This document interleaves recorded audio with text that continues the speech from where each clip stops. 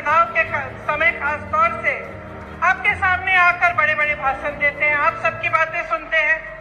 आज सुबह जब मैं उठी मैंने कहा मैं देखती हूँ मोदी जी क्या भाषण दे रहे हैं, क्योंकि वो क्या कह रहे हैं वो भी सुनना जरूरी है। तो मुझे ताज्जुब हुआ कि जो हम कहते हैं वही वो कहते हैं। हम कहते हैं उन्होंने घोटाले किए, वो कहते हैं हमने किए। हम कहते हैं हमने विकास किया, वो कहते हैं उन्होंने किया।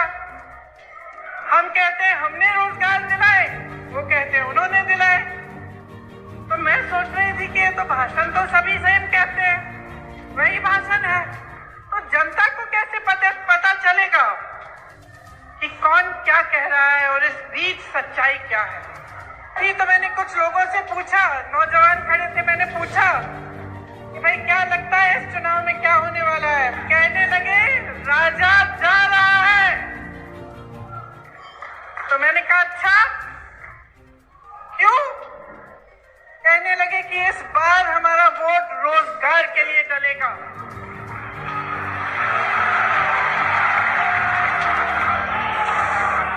तो इसमें एक बात जो मैं इससे पहले कह रही थी वह स्पष्ट हो जाती है कि जब एक पार्टी का नेता आपके सामने कुछ कहता है, दूसरा वही चीज लगभग कह के जाता है, तो आपको पता कैसे चलता है कि कौन सच्चाई कह रहा है? पता आपको तब चलेगा जब आप अपने ही अनुभव पर उतरेंगे। आपका अनुभव क्या है? आपका जीवन क्या है? आपके संघर्ष क्या है? क्या महंगाई जब से इनकी सरकार रही है तब से बढ़ी है कि घटी है? बढ़ी है। रोजगार मिले हैं आपको? नहीं। मेरे किसान भाई जो खेती छोड़ के यहाँ आए हैं, बताइए आपका जीवन ज्यादा मुश्किल हुआ है कि ज्यादा आसान? मुश्किल हुआ है। देश की आंधी इस देश का नौजवान है। जाग जाओ मेरे भाइयों और बहनों। मेरे नौजवान भाइयों, आप फीस देते हैं ट्यूशन की? देते हैं कि नहीं? जब आपको भर्ती की परीक्षा भरनी पड़ती है आप संघर्ष करते हैं कि नहीं? माता पिता आपके लिए खेती करते हैं, नौकरी करते हैं, संघर्ष करके आपके लिए पैसे इकट्ठे करते कि आपकी फीस भरेंगे कि नहीं? तो क्यों इनको आपने इतनी हिम्मत दे दी है कि जब आप परीक्षा देने जाते हैं तो बार बार भर्ती की परीक्षाओं में ये घोटाला करते हैं? ये परिस्थितियां हैं इन प्रदेशों में जहां भाजपा सरकार में है, सत्ता में है, क्योंकि इनका अहंकार बहुत बढ़ गया है। मेरी बहनों और भाइयों, बहुत ज्यादा लूट होने लगी है और कोई रोक, कोई लगाम नहीं है। आप सोचिए, जब आप ही की संपत्ति, इस देश की संपत्ति जो सबसे बड़े बड़े पीएसयू हैं, वही अपने दोस्तों को बेच डाले। अगर किसान के कर्ज माफ नहीं हो सकते तो ये बड़े बड़े उद्योगपतियों के कर्ज माफ कैसे हो रहे हैं?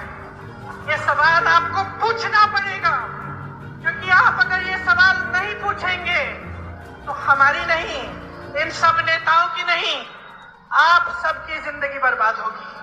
आज ऐसी परिस्थिति बन गई है कि कुछ लोगों ने नेताओं को भगवान बना दिया। नेता भगवान नहीं है।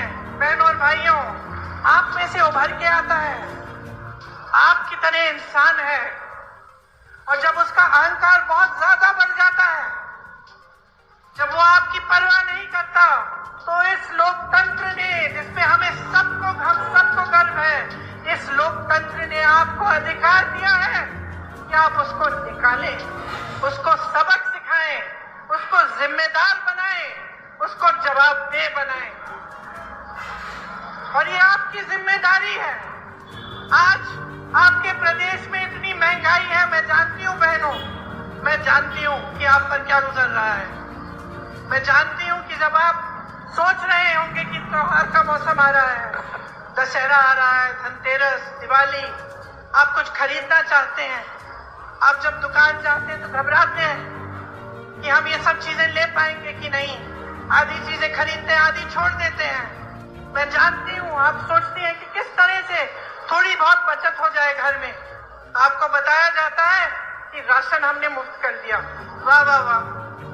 बहुत बढ़िया, वहाँ हजारों करोड़ के लोन मुफ्त में मिल रहे हैं, यहाँ राशन पे हमें आपसे हाथ जोड़ना पड़ रहा है। जहाँ जहाँ से रोजगार बनना था, चाहे बड़े बड़े पीएसयू इन्होंने बेच दिए, छोटे छोटे उद्योग जीएसटी थोप कर नोटबंदी करके उन्होंने ठप करा दिए।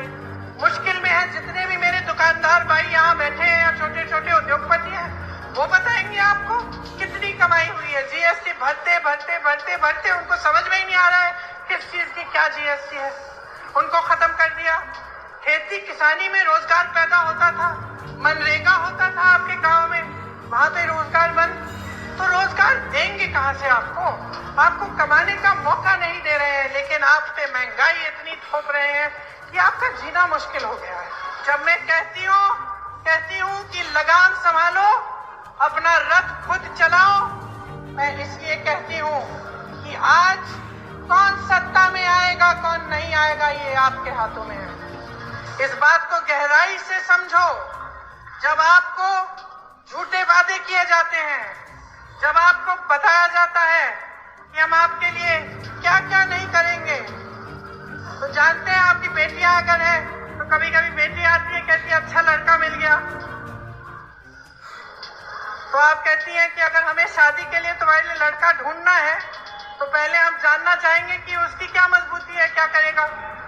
अगर आपको लगे कि ऐसा लड़का है जो झूठ मूठ के बता दे लड़कियों को कि आपके लिए ऐसे ऐसे महल बनाएंगे, हम आपको यहाँ ले जाएंगे, ऐसा करेंगे वैसा करेंगे, तो आप क्या कहेंगी अपनी बेटी से कि बेटा ध्यान रखो,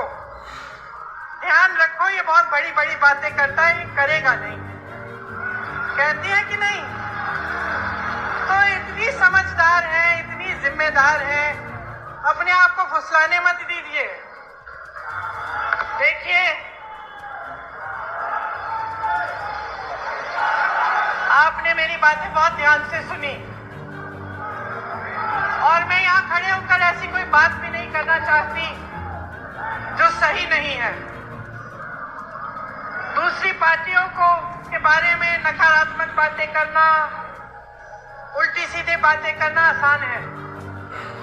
अपने काम और अपनी पार्टी, अपनी सरकारों के अनुभव, उनके विवेक, उनके कार्यों के आधार पर बात करना मुश्किल होता है। मुश्किल क्यों? क्योंकि फिजूल की बात नहीं कर सकती। मैं यहां खड़ी होकर ये नहीं कह सकती कि भाई राजस्थान में चिरंजीवी योजना है, 25 लाख का मुफ्त इलाज है, अगर नहीं होगा तो। क्योंकि आप में विवेक है, आप जान लेंगे कि भाई यहाँ पे खड़े होकर सब फालतू की बातें करते हैं। तो यहाँ खड़े होकर मैं सिर्फ वो बातें करना चाहती हूँ जो सच्चाई है